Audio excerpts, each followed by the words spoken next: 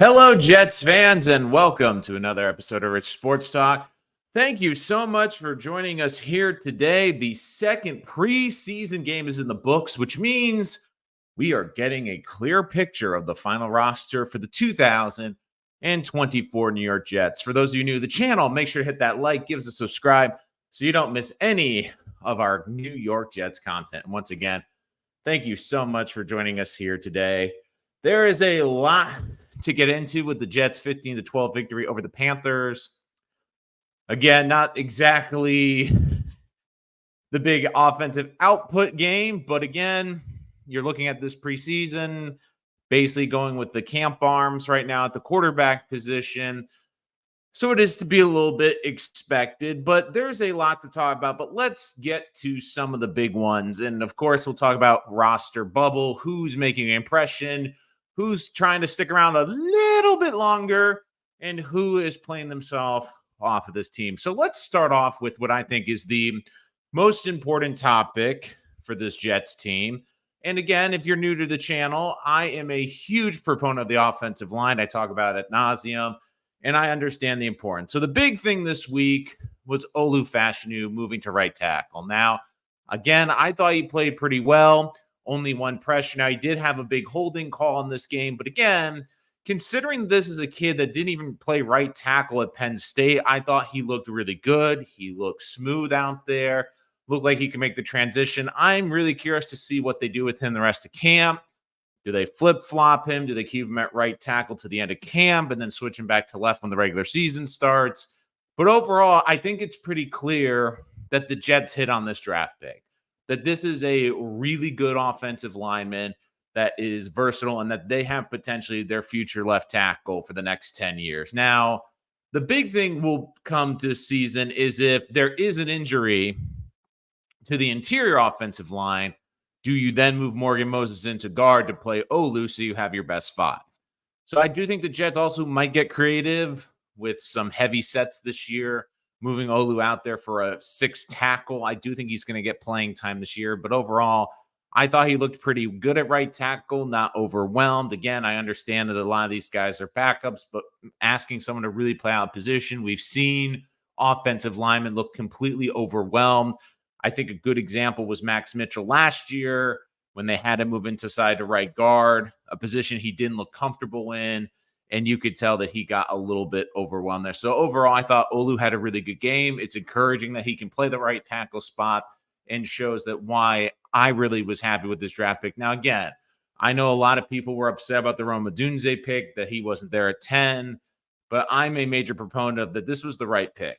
I was screaming all draft season that they need to go offensive line in the first round. And even with the tempting wide receivers, I'm like, look, the Jets season is going to depend on their offensive line.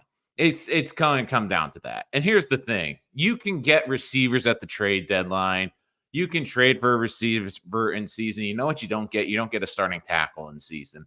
So overall, I think the Olu pick was a very good one. We'll talk about the previous first round pick for the Jets when we move to the defensive side. But I did think that there was some interesting developments, which I talked about on my pre-show. And again, I would love your thoughts and your observations. Make sure to put them in the chat so I can answer any questions.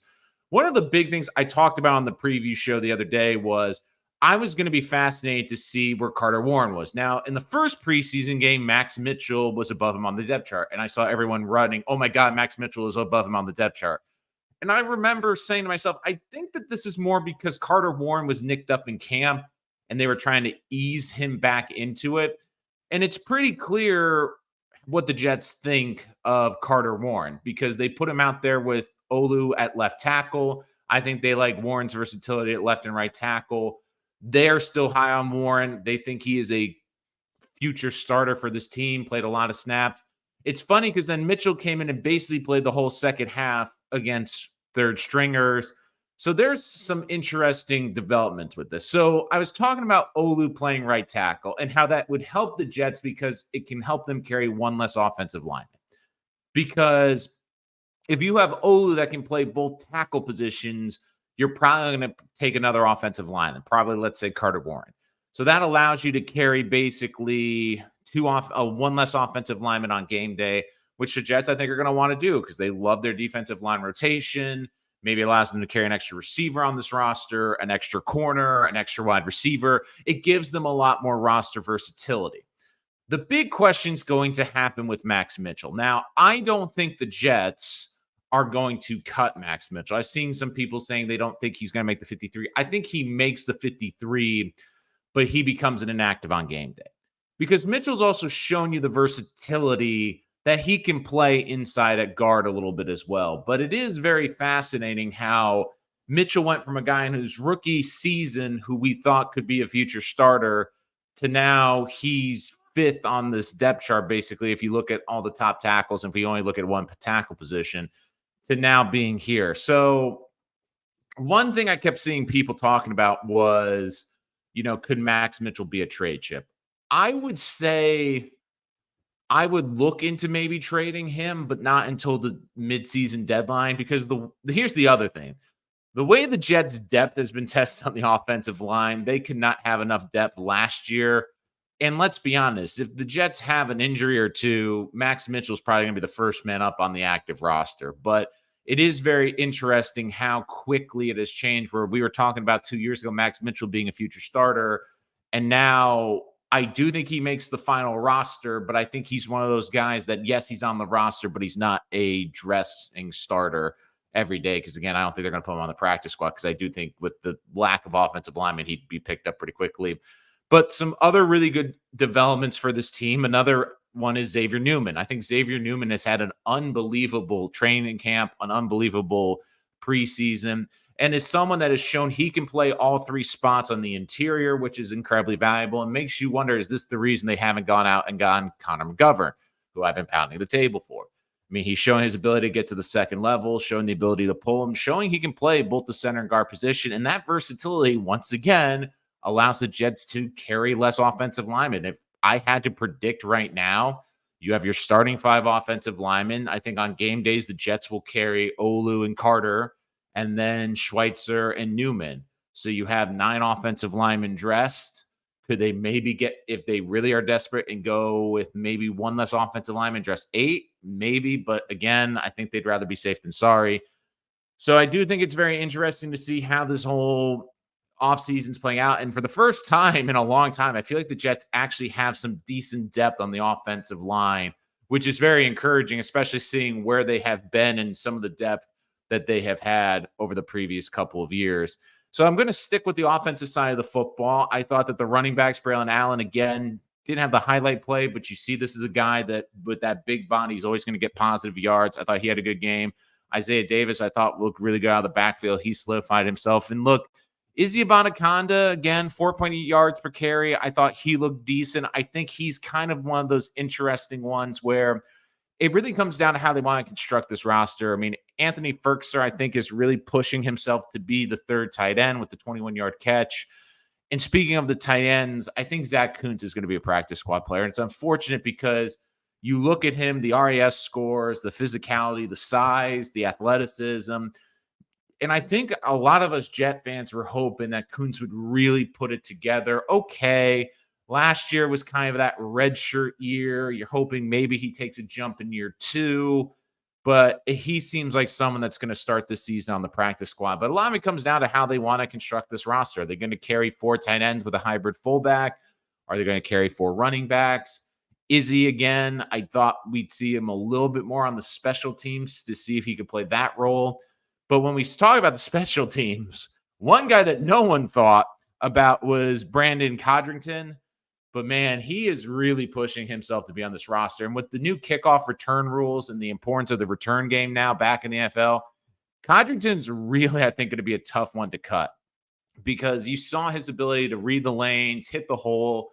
And now I do think they have Davis that can return kicks. I think Corley's going to return his fair share of kicks this year too. But you saw him on the punt return. This is a guy that is really slippery. He's really hard to bring down. And I even made notes in the first preseason game. I didn't really talk about it as much because, again, I thought Codrington, okay, this is a nice little story. But he's going to be someone very interesting. Now, again, a corner. The one thing that might help him is Bernard Converse got hurt in this game, which is unfortunate because I thought he was having a great spring. We'll hopefully hear about the severity. But if he has to start the season on the IR, that could open up a potential roster spot for him, at least to start the season. He's someone I would try to keep around, even on the practice squad, because the ability to return kicks is special. But then you wonder if this is one of those players, too, that if you put him on the practice squad, is he going to be a quick pickup? Because I think teams are starting to see the importance of this new kickoff return rule, the ability you can get good yardage out of it, and having someone that looks like a good returner might be a very appealing situation for a lot of these teams. But overall, I think he made a big impression on me. And even on the offense, too, I thought Siebert's the kicker. It's funny because I want the Jets to keep him on the practice squad. I know he's 27, but, Zerline is starting to get up there a bit in age. You want to have a good kicking game in case he gets injured. But he's another one where, like Codrington, you would like to keep him on the practice squad. But the problem you're worried about is then can he sign with another team? Because, again, you're seeing someone that's been really consistent, 4 field goals in this game, including the 52-yarder. Although, who was the kicker? I'm trying to remember. It was in the Raiders-Chargers game. I can't remember if it was the Chargers kicker or the Raiders kicker, but it was the UFL or XFL kicker, and he banged like a 66-yard the other day in the preseason. It's like, damn, that guy's got a leg. But a lot of intriguing roster battles in this one. I think Kuntz is looking outside the roster. Izzy is hanging on. But again, Izzy really comes down to how this team wants to build this roster. It kind of comes down to a situation where how many receivers is this team going to carry? How many tight ends? And speaking of the wide receivers, again, it was a tough game. I saw a lot of people were down on Jason Brownlee, didn't have a great game. But to be fair, you're looking at the Jets playing quarterbacks. Like if one of them's on the practice squad, you'll be surprised. But, I mean, I thought Lance McCutcheon had, again, 25 yards, 2 catches. Ferkser with the big 21-yarder. I mean, they did not throw the ball a lot. I mean, the Jets in this game threw the ball exactly 28 times, and they completed 14 of those passes. So not exactly efficient, especially Martinez, 1 pick. So it's one of those hard things, too, where this is the problem you get in with the camp arms, especially the receivers. It's you look at it, is it really on the receivers? Is it the quarterbacks? But there is also a lot to talk about. I'll get into my defensive thoughts, including something I predicted on my preview show that I think is coming more to fruition day to day. But I see we do have some questions coming in, so let me get to you in here as well. Orlando C. Peasley is trash. Well, I mean, there's a reason that I'm calling it a camp arm. Interesting question, a little bit off topic, Orlando C. Is that actually your picture? Because that is a really cool profile picture. Because I'm trying to think, is that, I've seen that island before. I'm trying to remember. Is it that in Dubai? It's like the Palm Island there. But anyways, that's an awesome picture, Orlando C. I don't know if you're a skydiver there, but we got Terrence Hill making an appearance. Would love to see what he has to say in this episode. But again, keep bringing those questions. But one interesting roster development, I think, is the defensive line. So we talked the offensive line, Olu, Carter Warren, Max Mitchell, now kind of a bubble player. Let's look at the defensive line. Will McDonald showed, again, the ability that we've been talking about, the spin move for the sack. And it's a hard situation where the Jets are in. So let me backtrack a little bit to Will McDonald, because I know there's a lot of high expectations for Will McDonald being a first-round pick. But I want to give him a little bit of the benefit of the doubt, because the 2024 draft, I think, was a good indication of this, where 2022 and 2024 were really deep drafts, where you were finding really good starting caliber players late in the first round. And even in the second round, you're like, okay, there's some really nice gems here. Where the 2023 draft was very thin. And my biggest worry actually happened with the Jets, which is when they traded from 13 to 15 to do the Rodgers swap.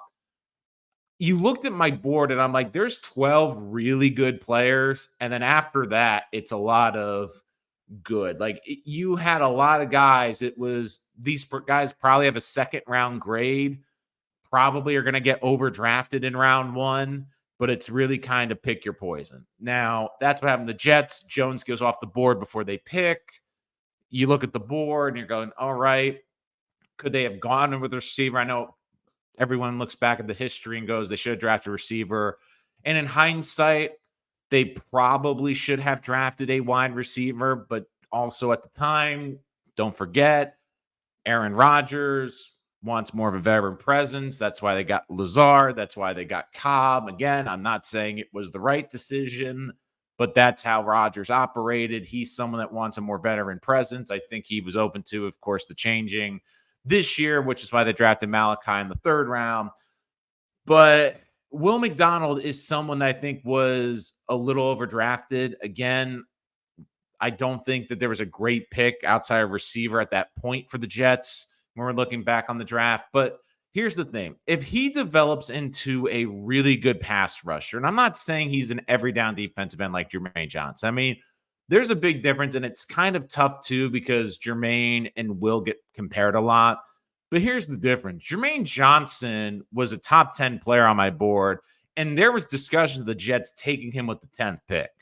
That's how high people were on Jermaine Johnson being an every down defensive end. He was a bit of an older player with more of his experience, and he had played that 3-down position at Florida State.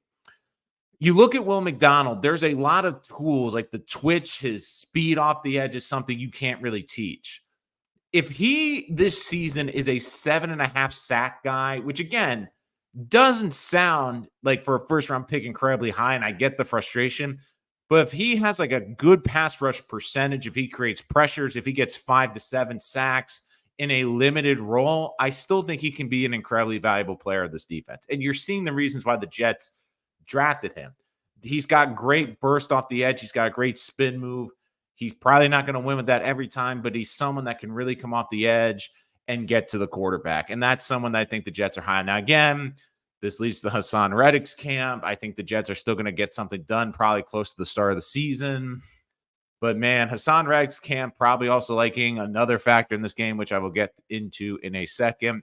I also thought Tack McKinley had a very good game coming off the edge, also looked really good in the run defense as well. I thought he did a really good job there in terms of really coming off the edge. And you see the Jets betting on these guys with upside. I mean, that's a reason why they went with Kinlaw. Now, it's tough because Kinlaw, we've seen him in the practice and he's looked good, but it is tough for those not seeing him in a game action. I think a lot of us are kind of interested in seeing him. I also thought it was another I thought it was also a really another good day for the undrafted free agents. I thought that you look at especially on the defensive side. I'm sorry, I'm just trying to get through all the names right now. But I did really think that for the undrafted, I did think that you saw the interiors. Now, Eric Watt's a guy I've been high on. I do think he struggled a bit in this game, but he did play 51% of the snaps. But overall, I thought Larry Taylor III had another nice pressure. I thought he looked really good with a good run stuff in this one as well. But this was another game where I'm like, okay, I did really like some of the I'm trying to think like who I'm trying to think of right now. But that's who it was. Braden McGregor. Sorry. Braden McGregor had 3 pressures off the edge. Probably he's going to be a practice squad player, but was someone I was high on when they were signing the undrafted. But let's get to some of your questions. And then we will get to the Reddick situation and another interesting defensive end. What do you think does the next few weeks? Well, hopefully he's training and getting ready for the regular season so he can jump right in. But I do think that this will likely get resolved. I think ideally like you get resolved before the Giants game, just so it gives him at least 2 or 3 weeks to get a little bit going. But I just have this feeling that it could bleed into the regular season because unfortunately it's a he said, she said kind of thing. I think both sides feel burned out. I think it's pretty clear. Reddick thought he was going to get an extension, but the Jets are like, look, you got to come into the building and practice, and then we'll work on the extension. It's just frustrating. It's just absolutely frustrating. So I think the bridge was already burned when Huff when the Jets drafted McDonald, which caused Huff to get his sacks and walk with the Jets, replacing with McDonald. And that's the thing too, Terrence. For everyone saying, "Oh, the Jets, they needed Huff," like with the whole Huff situation. If the Jets really had believed in Bryce Huff, I do think that they wouldn't have drafted two defensive ends in back-to-back first rounds. But you give Huff a lot of credit in his walk year. He made the most of it.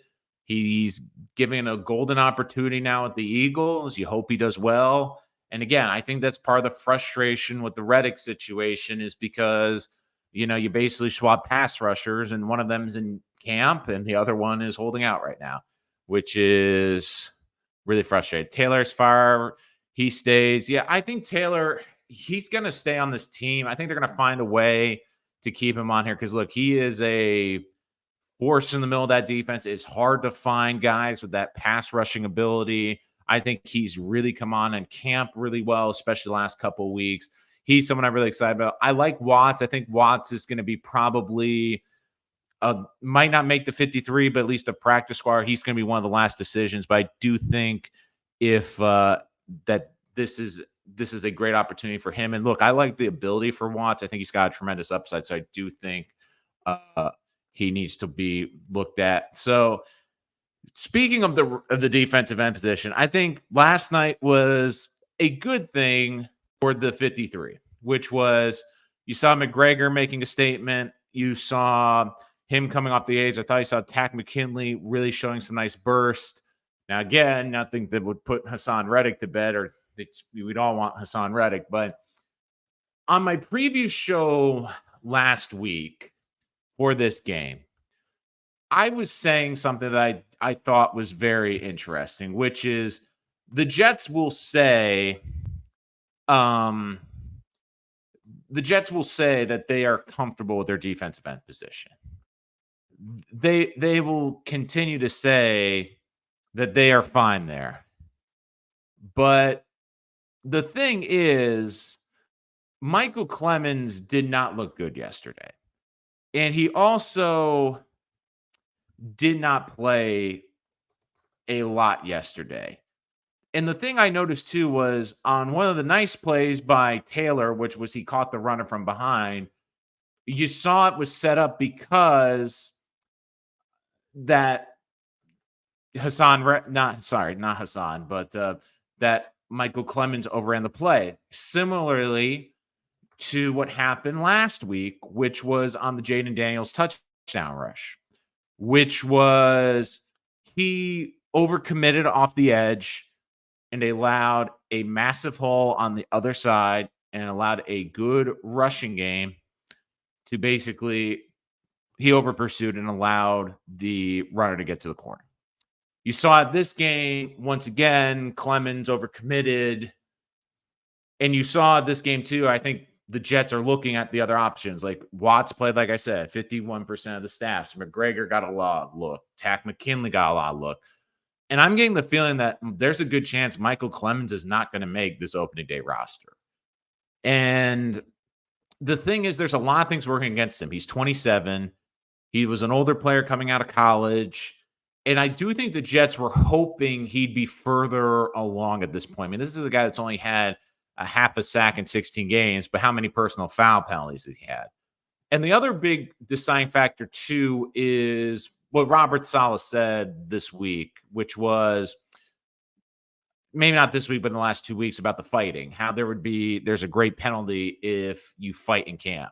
Well, the only one in the Panthers camp who started throwing fists was Michael Clemens. So part of me wonders how they go into this season. Now, maybe Clemens is still on this roster until Hassan gets here, but I'm watching and I'm going, I'm not seeing that big of a difference between like an Eric Watts, who again is a younger player and doesn't cost me anything, and Michael Clemens. Like Takk McKinley is showing me he's got a nice burst off the edge. Like when I think of Michael Clemens, like what's the thing you think about with Michael Clemens? And it's not really about performance. He's a big, scary dude. Okay, he's intimidating, but is he a great run stuffer? Is he a great pass rusher? The big thing was the versatility because he could play inside and out a little bit. But outside of that, you're looking and going, well, the Jets have 2 undrafted kids, now 3, you can make the case, that have some upside and have shown some flashes, where with Michael Clemens, like, the flashes haven't been good. The flashes have been throwing punches at camp, getting beat, overcommitting on some of these plays. And look, I know it's the preseason, but if Michael Clemens is the starting defensive end week 1, you don't think the 49ers are taking a note of that this is a defensive end that will overcommit on an option play or a run play or a design quarterback run?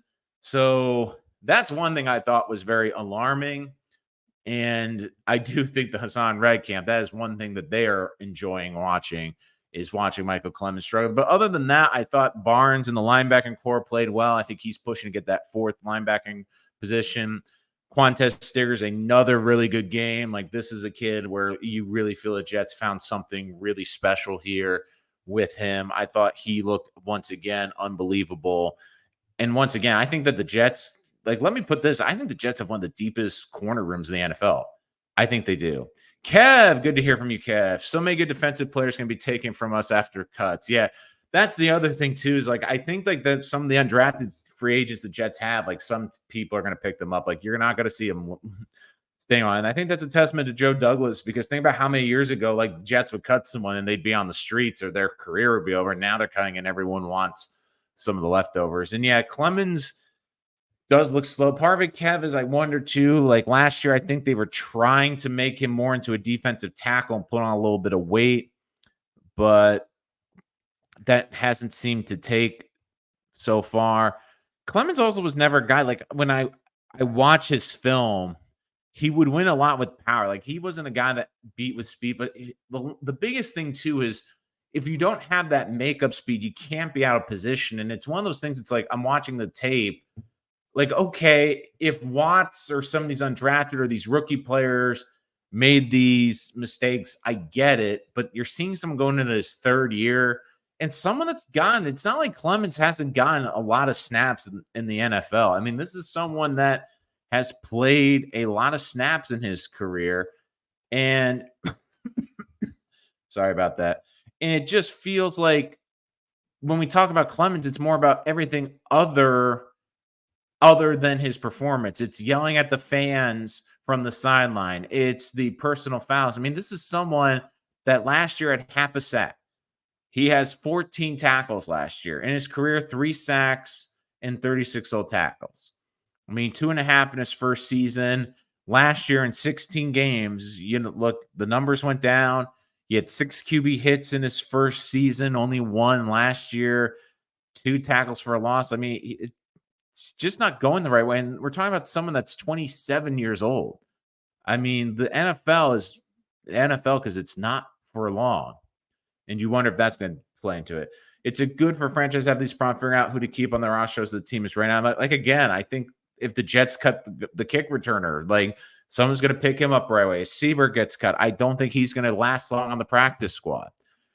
Keep Martinez. Jordan Travis needs to heal and observe. Martinez was loose and accurate in Nebraska. I feel like Martinez it feels like he's the one that they're going to keep, if any of them, but we'll have to see. Again, it comes down to the last preseason game too. I think we'll have to see how that plays out. But again, you're going to see a lot more of the dress rehearsal against the Giants. I like Clemens' toughness, but the brains may not all be there, and a wing team needs a player or two like that.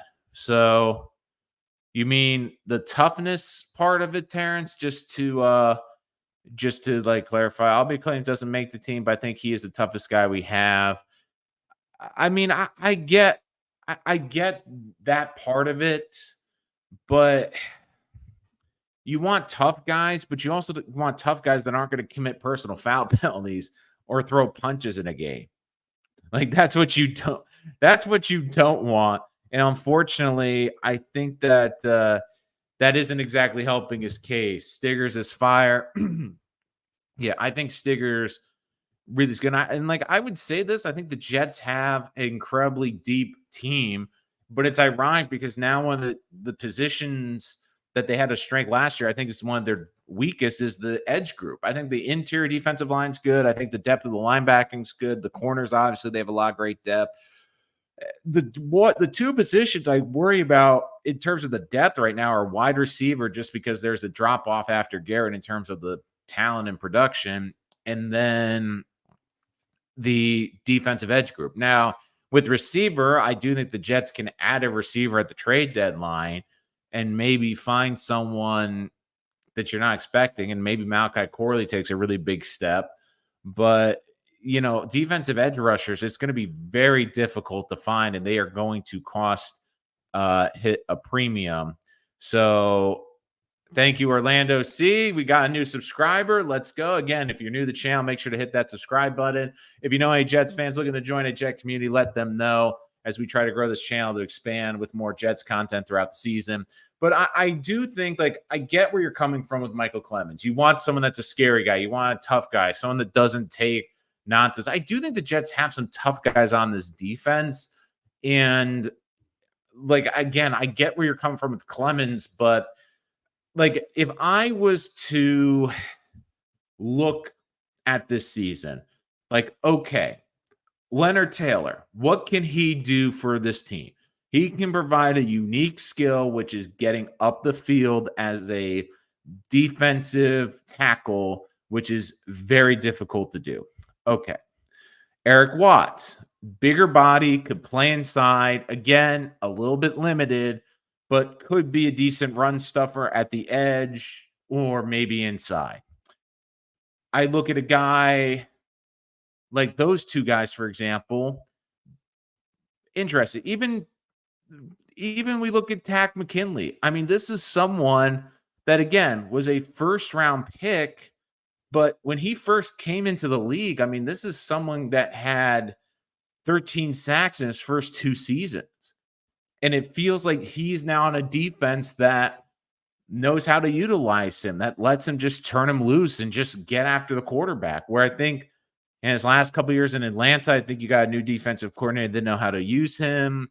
You look at Cleveland, playing more of a 3-4 stand-up role there.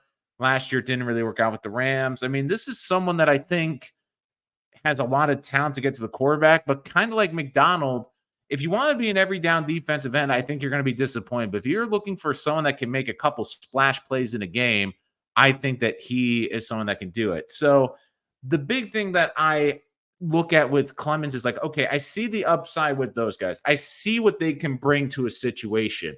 When I go to Clemens, it's okay, he's not what does he do well? I mean, the first thing that jumps to mind is, well, he's versatile.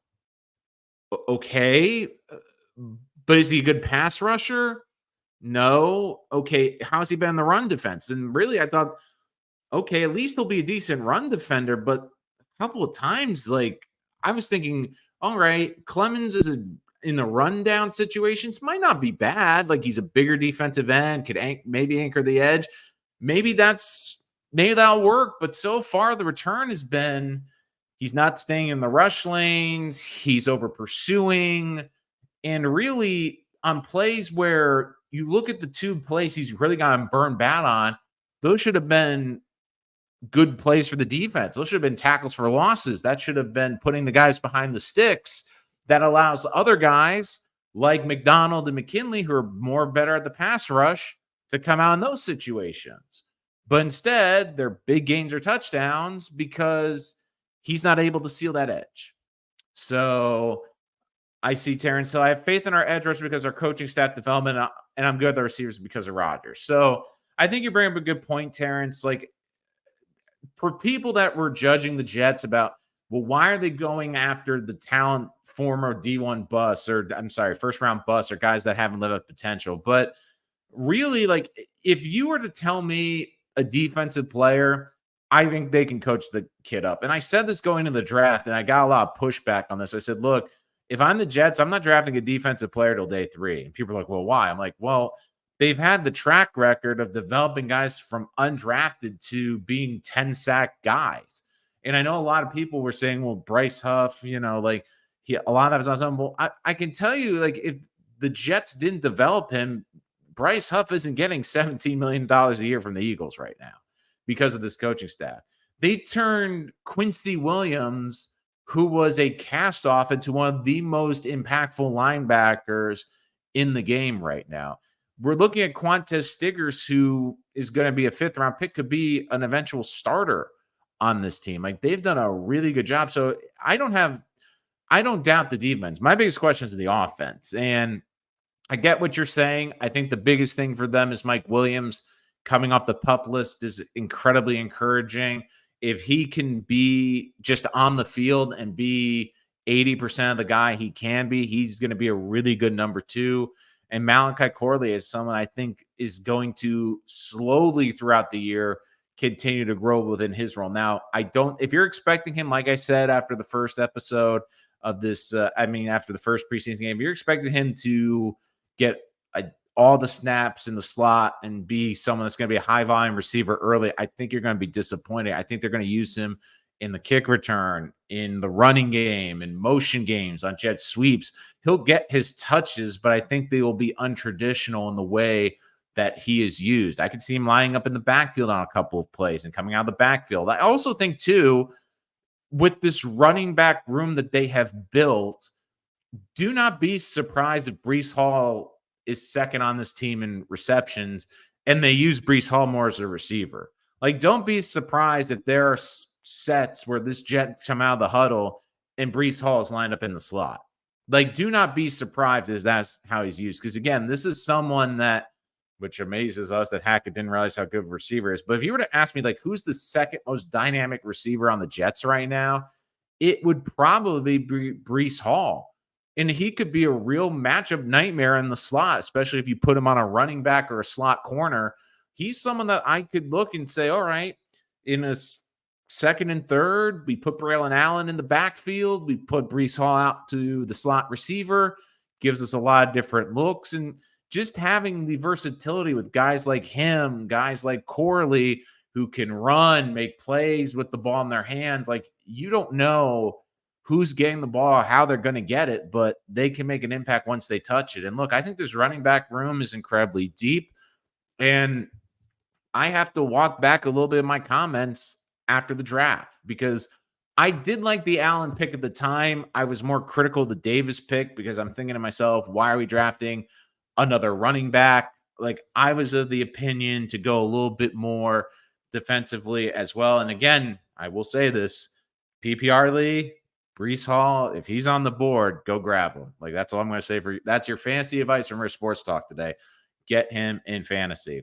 But I just remember at the time going, it seems a little overkill with Davis. Like, Allen, I got because of the size. He was 20 years old, was one of those players that didn't really fit into the system he was in college.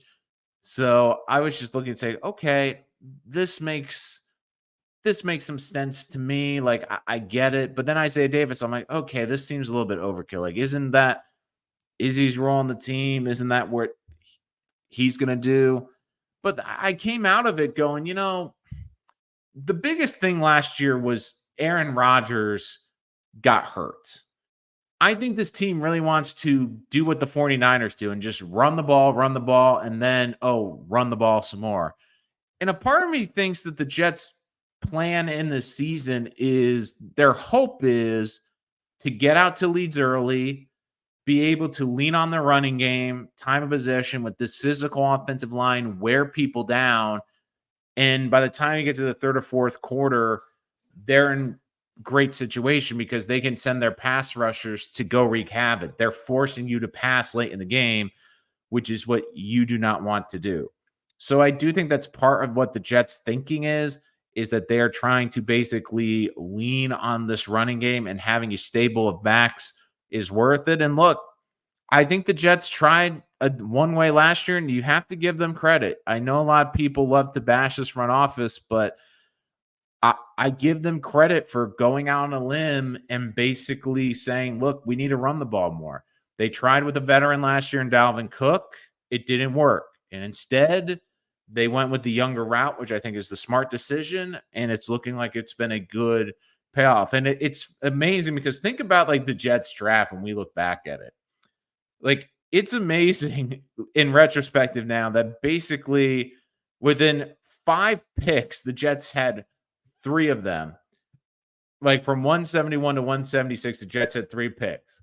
171 was Jordan Travis. Again, I liked at the time. We'll see what becomes of it. Isaiah Davis and then Quantez Stiggers. So, I mean, that might be, we're talking about 5th round picks. Like you're talking about guys you're hoping make the freaking roster. And then we're talking about the undrafted guys where they are able to get a defensive tackle and some defensive ends that probably should have been drafted. I mean, one of the defensive coaches was even saying, like, I can't believe Eric Watts wasn't drafted. Like, especially after the Senior Bowl, like, I was really surprised because that guy was just throwing guys on their butts. And, like, you don't see that happening, especially with those 350-pound offensive tackles. Melvin, what's up, bro? Loving the drip in the ear. I think that's a new profile pic because you got the diamond shine a little bit, too. It's got that, looking good, Melvin. Good to hear from you. So, okay, so, and of course, like, people always try to call me, like, they never call me, when I'm, they never call me. They always call me like when I'm trying to get work done. So sorry about that, guys. Hall should have been first in receptions last season with the horrific quarterback play we had. We probably would have won 9 games. I mean, look, if the Jets had Tyrod Taylor last year, and they're a playoff team. If Tyrod Taylor, again, would he made the 16 starts? Probably not, but they probably would have won more games than Zach Wilson. I believe we can beat San Francisco. Let's put the league on notice. I think they can too, especially with the whole contract situation. Now, again, Deebo Samuel came out the other day saying they expect Brandon Ayuk to be on that team. That is such a weird situation too. Like this has been such a thing with the Hassan Reddick. Then you got the trade for Matthew Judon the other day, which again, I find funny because, the Jets got bashed for no contract extension, yet Matthew Judon got traded. And so as far as I can tell, there's no contract extension with the Falcons. But anyways, I just think that this is a good question from Melvin. Plus or minus sacks for McDonald. That's a tough one, Melvin, because I don't know when Reddick's coming back. I do think Reddick plays for the Jets this year. Is it week 1? Does he come back week 2 or 3? And again, if he comes back in the regular season, they're probably going to ease him into the season. I would say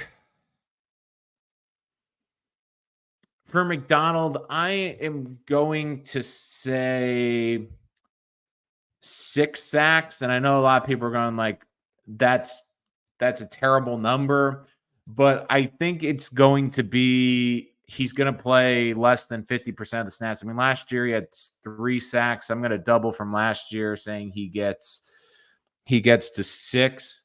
I'm hoping he gets a little bit higher. But again, I think seven's in the ballpark too. A lot of it also comes down to when Reddick plays. I mean, the thing though is the Jets, they rotate the pass rushers all the time, which is one of the reasons why I'm curious to see how Bryce Huff does. And I think Bryce Huff, one of the reasons he left, he wants to prove that he can be an every down defensive end. But will that hurt him on some of those third down plays where he maybe doesn't have that extra gear? I mean, we're going to find out. I say more than 7.5. I love the optimism from Terrence Hill. I mean, I think we're in the ballpark a lot. I think we're thinking 6 to 8 sacks. I think it's fair. I made a prediction Garrett will have 100 catches by week 10. I know it's a lot, but you shoot for the stars to reach the moon, right? I say 12 to 15 targets a game, 100 catches. I think he can get to 100 catches this year. I think that's a little bit excessive. Now, the reason Terrence is not because of Garrett and how awesome he is. I think the Jets have a lot more weapons to spread around. I mean, I think Williams is going to be a major part of this offense. Now, Lazard's a question mark. Malachi Corley is going to get his fair touches. But we also forget Tyler Conklin's going to get a fair share of catches. Breece Hall of the backfield. The other things, like I said, I just get this feeling that the Jets are going to hope to be ahead in a lot of these games, be in favorable matchups, and basically just lean on some of these teams and run the ball a lot in the second half. I think you're going to see them become more of a ground and pound run team. And I think there's going to be games where I think they're going to try to limit Rodgers. I think they realize that Rodgers, again, is a 40-year-old quarterback. They want him to be fresh in December and in January, where if they need to lean on him, he's able to throw the ball 40 or 50 times a game. But, early in the season, I don't think they want to wear him out. So I think you're going to see a lot more of a run heavy team. I think you're going to see the Jets like winning ugly. I think the Jets too, like the Jets don't have to score 35 points a week. I mean, the Jets record the Jets defense, like if they have, what was the stat? It was basically like if the Jets scored 20 points, the Jets would have been like 13-4. Like, because this Jet defense is still really good. I still think that even without, it's not right. I still think they have a damn good defense. They're not going to give up 30 points a week. They're going to be a team that if you put 20 up on the Jets defense, that is a good week for a team. So if the Jets can score basically 3 touchdowns, you feel pretty good about them. I love the plus minus. All we need to do is keep Rodgers healthy. Yak. Ooh. Are we talking average yak or total yak? I mean, it's going to be a lot because he is the yak king. I do. Again, a lot of it's going to come down to uses, Melvin. I think you're going to see him used as a running back hybrid on jet sweeps a lot. But I do think he's going to – I feel like he's going to be third on team yards after the catch. I feel like you're going to see Brees with a big yak, Garrett with a lot of yak. But I do think, like, if I had to put he's probably going to be third yards after the carry. Let's see. Amen, Kev. Without Reddick's secondary, Jets will get picked apart. I full-heartedly disagree with that. I mean, they have really good corners, good safety play. And look, I do think that without Reddick, they're not a number one defense, but I still think even without Reddick, they're a top 6 or 8 defense, which is still a really freaking good defense. So I think that the secondary will get more exposed without Reddick, but this is still a really, really freaking really freaking good secondary, especially in the cornerback position. Also interesting today, Gardner Minshew announced to be the Raiders starter. I say the 100 catch because of Rodgers said to Garrett, "Sorry, kid," when he went down last year. I mean, I'm hoping, especially if I think you just want to draft them in fantasy. That's why you're hoping for the 100 catches. But look, I mean, you look to the Jets running back room. Another reason why I decided how young it is. Brees Hall's the old man in that room at 23. Allen's 20. Davis is 22. Izzy's 21.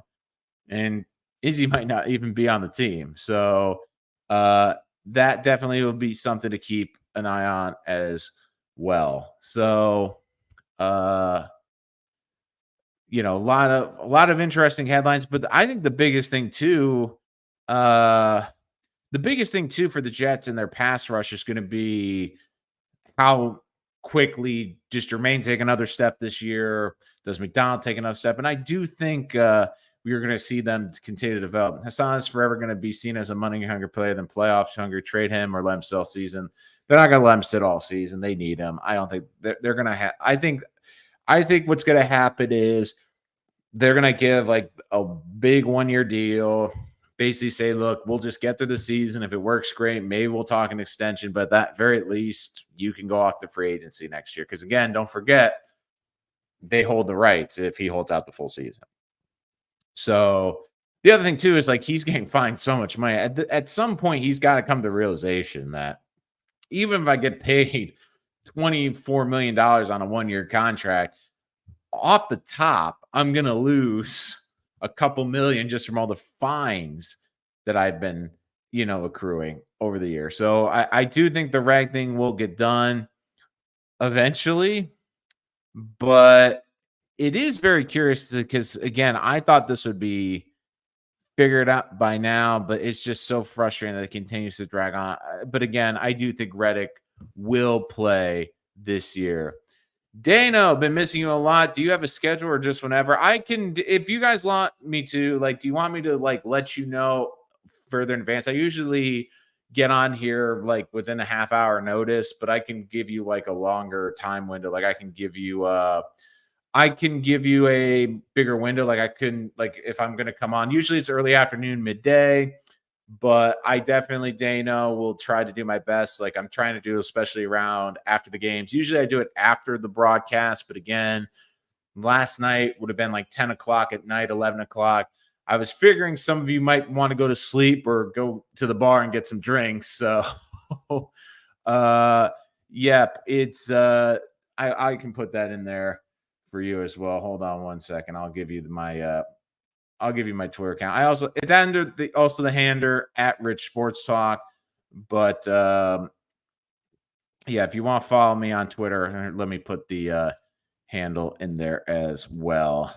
So that is the Twitter handle right there. If you want to give me a follow on my personal account as well. So that is, again, not the most original Twitter name, but is still a Twitter name. So, but I'll make sure to guys to give you more of a heads up when we go live again, wrapping down this show. And of course, we'll talk about before the dress rehearsal with the Giants. We'll talk a lot more.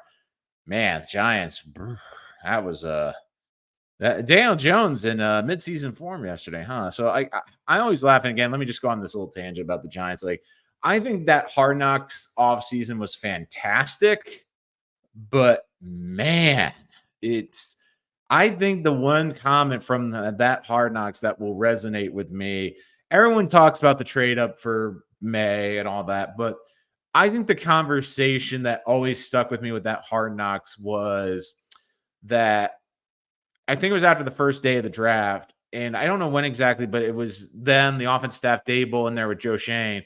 And Joe Shane said, yeah, we're not going to draft a developmental quarterback. And Brian Dable looked absolutely pissed. He looked pissed. So I'm actually going to try to figure out how to do that. But again, I will definitely look into doing that. I can try to get you on the show as well, Terrence. But yeah, I'll try looking at how to do the call-ins. It seems like a lot of people want to do that.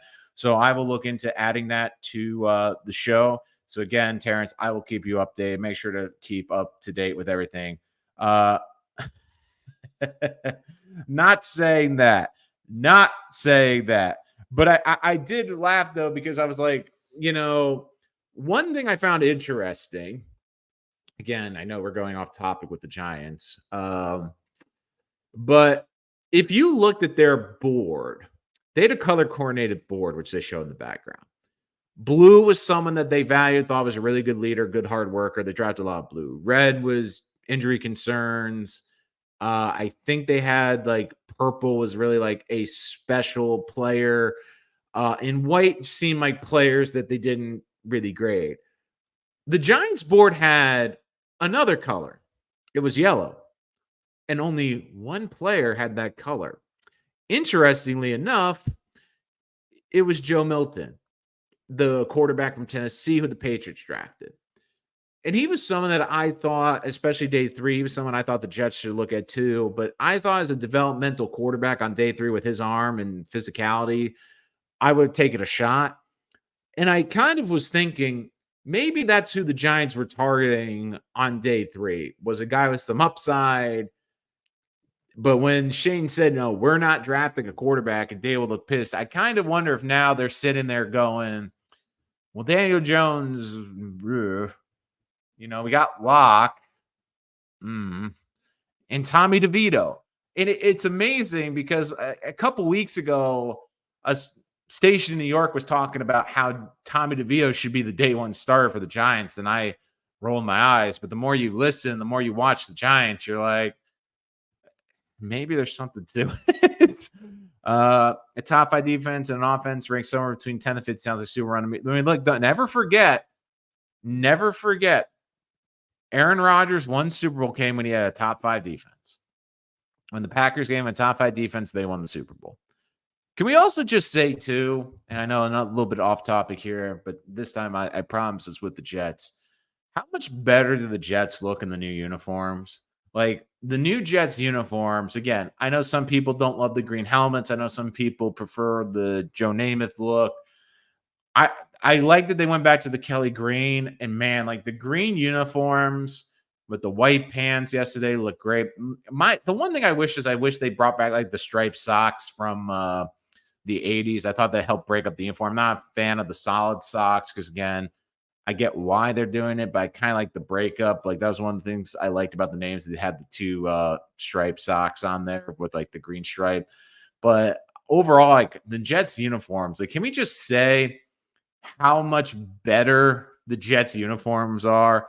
Like they look legitimate. Like the helmets look great. The new logo looks great. Like the new uniforms just look so much better. Last night was nice too because we got that tease because we seen the white before. We saw it last year twice. So finally seeing the green uniform, man, like chef's kiss. I know the Jets love wearing the white uniforms a lot. If I had to make a bet, they'll probably wear white the most this year. But man, the green uniforms are underrated. Maybe they just didn't like wearing the older greens, like the last greens didn't really work out too well. But man, like those uniforms look nice. Thanks for yours. That was fun. I'll definitely be back and when I can. But the Big Three Championship is on. I gotta go. Peace out, everyone. So Terrence is gonna watch the Big Three. I know it's Sunday, so I will give it to the last rounds of questions here. But I know Mo is. I think you mean the Giants this year, right, Mo? I think that's what you mean. What's more fun, watch the Giants or going to the dentist? Geez. To be fair, though, like, what would you rather watch? The Zach Wilson-led Jets offense or the Giants' current offense? I mean, I will say this, though. I think the frustrating thing for the Giants this year is going to be the quarterback. Because let me give the Giants credit for this. Their offensive line looks a lot better. I think they have a great receiver in Malik Neighbors. I think their defense is pretty good. I wouldn't say it's an elite defense, but they're going to have a solid defense. They are going to be a quarterback away, and they're going to feel it this year. And a part of me wonders if they're going to be in this like weird no man's land where I think because the NFC is so bad, and I think Dable's a good enough coach and their team's good enough that they're going to win 6 or 7 games where all of a sudden they're not good enough to compete for the playoffs, but they're also not bad enough to get one of the top quarterbacks. I'm curious if they're going to look back on this offseason and regret not trading up for May or even taking a development. I always say this, if you do not have an answer at quarterback, like draft a quarterback. If you feel you don't have an answer at the backup quarterback position, draft a quarterback every year. Unless you feel like you are solid in your quarterback room, don't draft a quarterback. And even the Jets, like, they knew Rodgers was going to be their quarterback this year. They knew Tyrod Taylor's their number 2, but they still went out and drafted Jordan Travis. Like, draft a quarterback. Draft a quarterback every single year. Like, and that's one of my biggest critiques of the Giants draft when I came on here after. I'm like, look, why didn't they draft Pratt or Milton or Travis? Like, you got to draft someone where if Daniel Jones gets hurt early in the season, maybe you've drafted a rookie. Maybe he's a little overwhelmed, but at least then you have something to sell to your fan base and something to watch. Now, again, maybe Giant fans want to watch Tommy DeVito. Maybe they feel like he could be a surprising player. And look, I think Tommy DeVito is what he is. I think he's proven he is a good backup quarterback. And that's today's day and age is still a great value to have in the NFL. But is he a 16, 17 game star? No. But that's why I said, like, the Giants, like, okay, you didn't get the quarterback in the first round. Draft someone. Take a shot. I mean, the 49ers drafted Purdy in the same draft they drafted Lance. Did they have to? No. But we're seeing it. Injuries can happen anytime. The Vikings, their big thing was, we're going to see J.J. McCarthy develop this year. Now he's out for the entire season, and you feel like the Vikings now feel kind of screwed. Because here's the problem. The first year, you want them to get the experience. Year 2 in the NFL, you want to have kind of in the back of your head, like, okay, we think he's the guy, or, oh, we got to start looking for the next quarterback. Now, all of a sudden with JJ, you lost the first year. So if he doesn't really pop right away, all of a sudden Minnesota, you're going, yeah, there's a lot of things there too. Oh my God. Thank you. I mean, I don't know, Dano. Do you want to call in though? I mean, I just need to have you on the show, I think, sometime. So, like, let me know if you would like this. So again, I'll put a poll out on the page too. Do you want the call-ins? But yeah, I would love this. Again, I should also probably do an intro too. But yeah, let me know, Dano. Any Jet fans? Let them know about our channel if they want to come on here. I guess you didn't go to the dinner on Saturday night is what I'm taking from this. Does Zach start a game in 2024? Also, man, like Neighbors gonna want to be traded. I don't think this year, but maybe year two. I'm gonna say yes, Dano, because there's so many injuries in the NFL now. I think Bo Nix is the guy. I think he's playing really well. I just get the feeling like he might get nicked up and have to miss a start or two, which you never want to hear. But I mean, I think Zach's going to get a game, probably. Yeah, Giants tank and draft. We'll forget the 2000 when the new quarterback and enthusiasm. You better hope there's a good quarterback, though. You better hope. Like, again, there isn't like a clear cut. There isn't like a Caleb Williams coming out next year's draft. Now, again, I mean, Sanders will probably be one of the big ones coming into this year in terms of the draft board. I do think there's going to be a lot of discussion with the quarterback position. Obviously, I think this isn't going to be a huge quarterback class. Carson Beck from Georgia will probably be up there as well. I mean, there's no clear-cut favorite as of now, but yeah, let's see. Yeah, I do think that for Bo Nix, though, I do think he's going to be the starter. I mean, Gardner Minshew's already been announced as the starter for the Raiders. He's going to be the starting quarterback, which I'm happy for. I'm a big fan of Gardner Minshew, so I am very happy that worked out. So, let me think. If I'm just trying to make sure I've covered every base here. But again, we talked about Will McDonald. I think he had a nice showing. Again, I want to know from you, do you think Michael Clemens will be on the everyday roster? Do you think Michael Clemens will be on the 53? I'm starting to believe he's not going to be. Collins every now and then are nice. Don't get me wrong. I just tend to be the same people all the time. Maybe 1 to 3, 4. Yeah, I think that's a good idea. And again, I get the Collins, and also I'm trying to grow the community too, so we get a little bit more viewership as well. But yeah, I think the thing too is like, a lot of the call-ins, like I try to balance everyone so everyone gets a fair share here, which I get. Again, once again, I'm not using monetary to like bump chats up and have someone go up in the pecking order. Like I literally will go through the comments by when they come in and what I think are the most interesting. So Zach will be. Oh my God. No. Yeah, but Kev, I think he'd be more interested in the Mile High Club, unfortunately, on JetBlue. I think that would be Zach Wilson's everyone. Scott Foster joining us. Hey, Scott, good to hear from you. Clemens seems more about slow.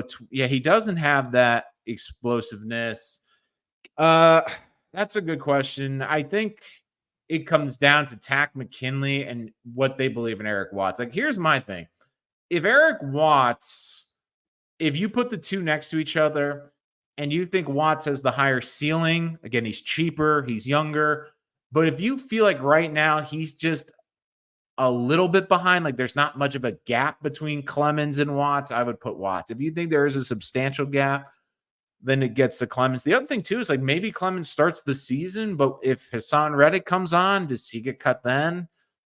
And the other thing too is I look at it like, your worth in the NFL, like if you were to get picked up quickly. If the Jets were to cut Eric Watts or Leonard Taylor III, I think they would be picked up really quickly. If they were to cut the kicker Siebert, I think he would be picked up, maybe not instantly, but pretty short order in the season. The other player we mentioned earlier too, Brandon Codrington, the returner. If the Jets cut him, he doesn't make the 53. I think there's going to be a team that's going to pick him up as a kick return specialist. If Michael Clemens was to be cut tomorrow, like, I don't see like a rush to go get him. Because again, he's a third-year player, but he's 27.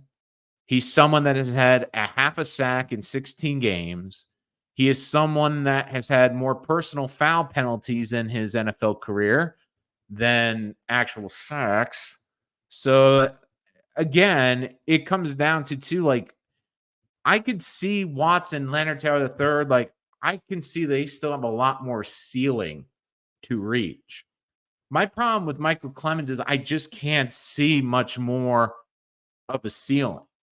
And like, this to me was a great opportunity for him where I'm not going to beat a dead horse, but we talked a lot about how I didn't like the JFM trade. You look, Bryce Huff's gone, like, this seemed like the moment, like, for him to make an impact and solidify himself on this team. And instead, I'm talking more from this preseason about Braden McGregor with 3 pressures. I'm looking at Leonard Taylor III with some nice run stuff and good penetration. Eric Watts, again, I think has some good like, you look at the physical skills and the size he has, and it's enticing. And then you look at Clemens and you're like the thing is, like, when we're talking about Clemens right now, the big thing we're saying is it's the misses, it's the personal fouls. And the other thing too is, like, we talk about penalties, like, he's taking some dumb penalties. I mean, he's throwing punches at practice. It's, yeah, they will definitely rate the defensive players. Again, like, I think if McGregor gets cut, I'm not saying that they'll be on the 53, but at least someone will put them on their practice squad. I don't want to waste a spot with Kuntz or Boa. More defensive players. So here's the thing. I think Kuntz is going to be on the practice squad. I think the Jets, again, look at the RAS scores, look at the size, and they're going to say, okay, we don't think anyone's going to take him off our practice squad. We had him all there last year.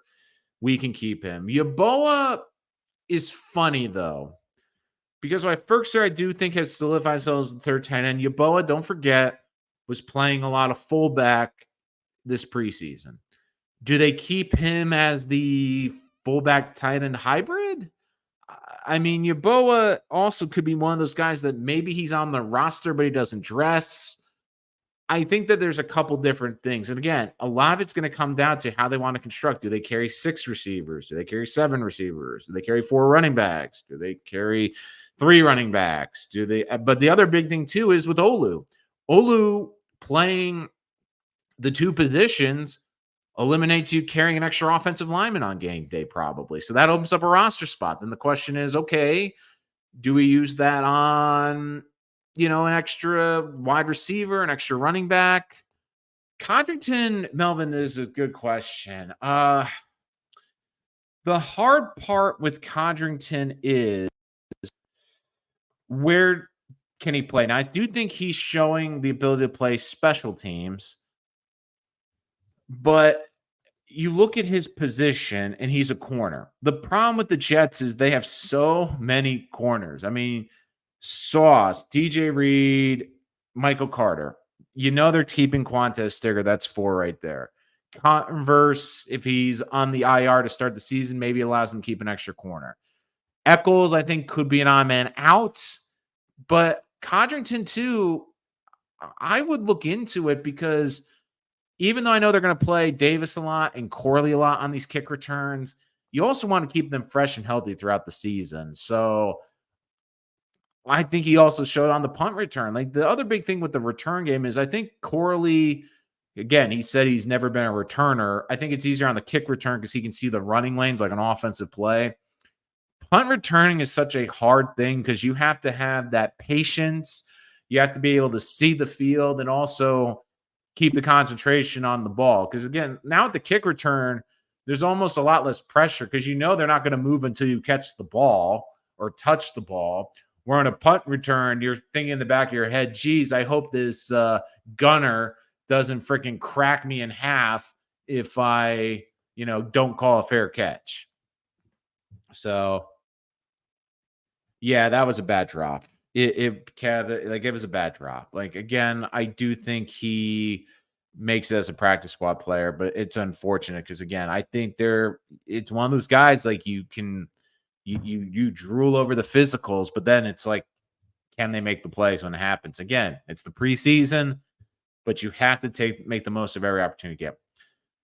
Yeah, I never agree. I agree, Kev. I think it should be 55 players on again because it's weird because it's 53, but you're only allowed to dress X amount of players. I mean, I think you're going to get to a point where they allow 55 or they do something where it's like with the quarterback rule where yeah, they're not dressed, but in the case of emergency because the worst thing you can have is have a terrible football game because of injuries. I mean, one great example I think of is, and I'm going to bring up some horror, that Patriot game where Zach Wilson got hurt. Because again, I was there in person, which made it even more enjoyable. But the Jets in that game, people forget, had so many injuries to the linebackers that they basically at the end of the game had to put out 5 defensive linemen because they didn't have enough linebackers to finish the game, to which the Patriots then still ran up the score. And that's why I think every Jet fan still wants the Jets every time they play New England now, even though they finally won in New England and broke that streak. I still think everyone wants the Jets, if Aaron Rodgers goes up to Foxborough, wants them to drop a 50 burger in the Patriots' face this year, especially now without Matthew Judon. But let me get back to the point. So I do agree, though, that they should have a rule. Like, I think you should have like a skill position offensive player, a defensive line, offensive line, and a skill position player, 4 players on reserve that technically are on the roster, but if a player is declared out of the game at their position, they're allowed to then be inserted into the game. So like an example would be, let's say the Jets hypothetically designated Yeboah as their skill position. Let's say Max Mitchell is their tackle. The defensive line, let's say it's Eric Watts, and defense is like Bernard Converse, for example. So, like, let's put that scenario. So, one of the Jets wide receivers or tight ends, like, gets out of the game with a concussion. They are no longer returned. Then Yeboah can be activated and go in. Let's say, like, one of the tackles goes down and is ruled out. And again, the part of the thing with this rule would be that it would have to be they're ruled out for the game, which means there's no chance. It can't be doubtful, can't be questionable. And I also think, too, in a weird way, I think it would help with player health because if a team realizes that they have that extra body on the bench, it would behoove them to maybe, instead of saying they're questionable return, to get that extra player in. Because if they're out of the game, yes, that player's out for the game, but now you can go into your bench where if the player's questionable return, unless it's someone you're really counting on and you really think has a good chance to return, it almost protects the players where it's like, okay, you're forcing a player that probably shouldn't go back into a game, but at least they have to because there's no better choice. Where with this system, okay, we know we have another backup lineman. It's not going to get better. We'll just keep the player out. Because again, I think it's a good rule. Again, that's what I would do. Again, you can tell me what would you like or don't like about that, but that to me could be a scenario where you have like those designated players to go in. I know then it comes down to like game checks and like eligibility, but to me, like if the guy's declared out, then you basically took him off the roster for the day so that other player can go in. And again, it's just for those quote positions. So like if it's 3 tackles go down and you activate the one tackle, you can't all of a sudden activate the skill position player because, oh, well, the 2 tackles aren't returned. Well, you already activated the reserve. So you can't just like, it has to be for that strict position. So, I mean, I almost would think like for a special teams, maybe you have like an extra kicker Like if your kicker gets hurt, now you have the designated backup can go in instead of, I don't know, forcing the punter to try to kick a field goal or something like that. So yeah, but again, Kev, they did that for the quarterbacks, but that's just for the quarterbacks. Like I think they need to do it for the skills. And again, the skill position group would be running back, wide receiver, tight end. But the tricky part is you're only getting one. So do you take a running back because you only dress three? Do you do a receiver, or do you like a hybrid player, like a wide receiver, tight end, like a Boa? And you're like, well, at least he can play a couple different spots. So it makes sense to make him that designated person. Like offensive line, maybe then that allows you to carry one less offensive lineman on game day. But then if your offensive line gets hurt, you're not screwed because you can throw someone into the lineup. So again, that's what I would say. How about allowed to add a player but give up one timeout?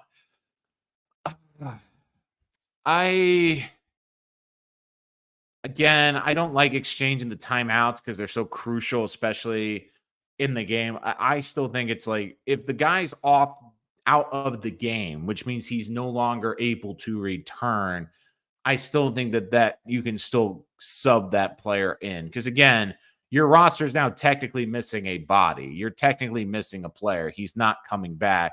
And I think it also protect the players too, because if there's like a questionable return, but you're so thin at that position, you're going to try to push the player back out there. Whereas if it's, an injury where you really don't want him to go out there, but we have another backup tackle, we're fine. I think it would also help the player safety. And again, it would. And my biggest thing too is you want the game to be good. You want there to be a quality of game. And again, like we're talking about backups here. Like there's still going to be a talent drop off, but it's better than like watching the Jets last year. Like I forget what game it was, but they're trying to put Turner in at guard and Mitchell here because of all the injuries to the offensive line that games. Yeah, I don't think there's again, it's just the placements off the kickoffs, but no really major rule changes this year, which again I think is good because I think if there's more rule changes, I think everyone's heads might explode if that were to happen. But overall, though, I think this was another good showing. And my biggest takeaways too, and why you have to be excited as a Jet fan is this team finally has depth. This team finally has depth where we're watching preseason games. We're like, oh, I hope we might miss this player. They might not make this team. Like 2 years ago, it felt like the Jets didn't have enough bodies to get 45 good players on the team. Now they feel like you have too many. So I think that the depth is good. It's encouraging. I'm fascinated how they construct this roster, but there is a lot to go through before we get to the final preseason game. We, of course, will be here with all the latest and greatest Jets news, anything breaking, especially in the Hassan Rec. We will be here to update you. I will also make an effort to let you know when we're going live so you have a little bit more time. I will also let you know when I will be at MetLife this year if you'd like to meet in person as well. And if you know anyone that wants to join the channel or give us a subscribe, you can always check us out on Rich Sports Talk on YouTube or wherever podcasts are streaming if you'd like to listen to us in podcast form. But that's going to do it for this episode of Rich Sports Talk. Thank you so much for joining us. We will see you next time.